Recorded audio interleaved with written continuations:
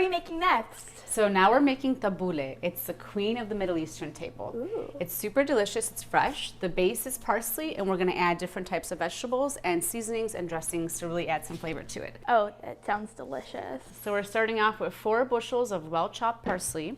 We're going to add 5 medium tomatoes. If you can do the honors. Oh, yes. Thank you.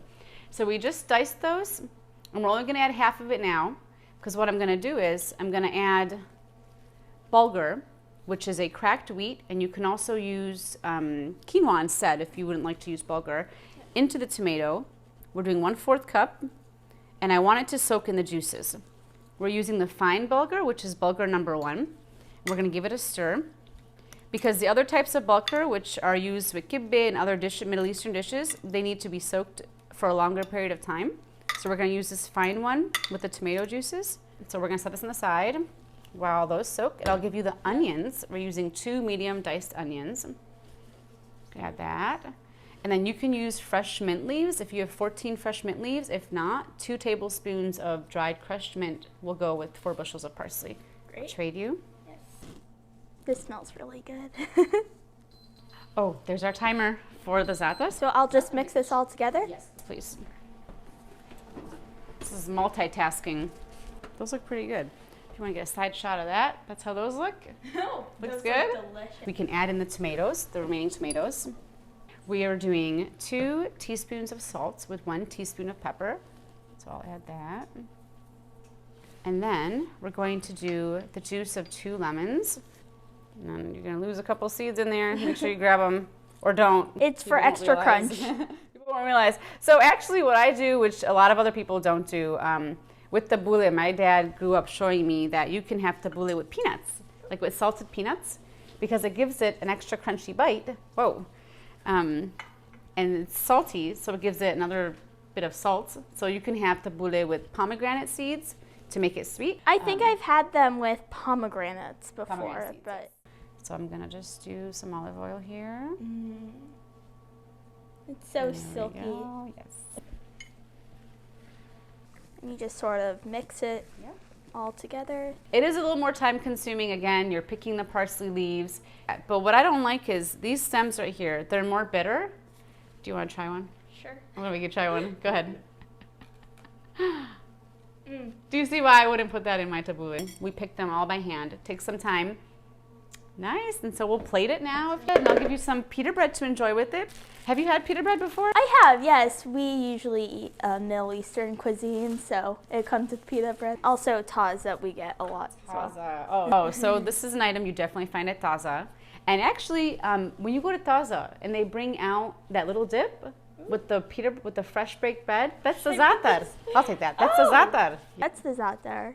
So I've definitely had before then. Yes. All right, how does it taste? Salt, olive oil, good? All right, guys, we got a winner. Okay, let's move on to the kefta then.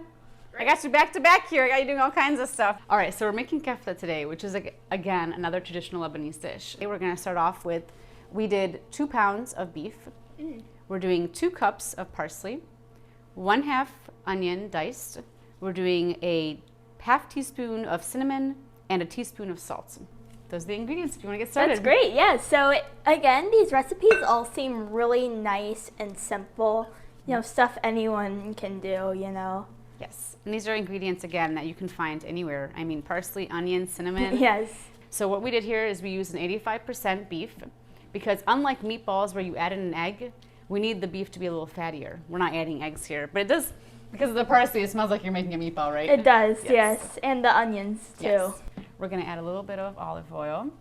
Great. Add a little bit while you're mixing. So would you say olive oil is like the single most important ingredient in Lebanese food? Because it seems to be a very common feature in all 3 of these dishes. So we primarily use olive oil with our cooking, and Lebanese type of cooking is a lot like Mediterranean cooking, because we do use extra virgin olive oil and those similar ingredients. So now we're going to roll out the kafkas. So it's sort of like a little roll like this, right? We're gonna do it oblong, so probably 3 tablespoon size. Roll them like this if you want. Yeah, perfect. Awesome. Make them like this, like a finger shape, oblong. But this is how we're going to do it now because we're serving it with hummus and tabbouleh, which is the way we'd normally enjoy it if we were grilling during the summer. Yeah, no, this is not grilling weather exactly. Not in Ohio, but that doesn't mean we can't have good food, you know? Exactly. Still have good food. So it looks like the kefta is ready to flip. So we cooked it halfway for about 8 minutes so far.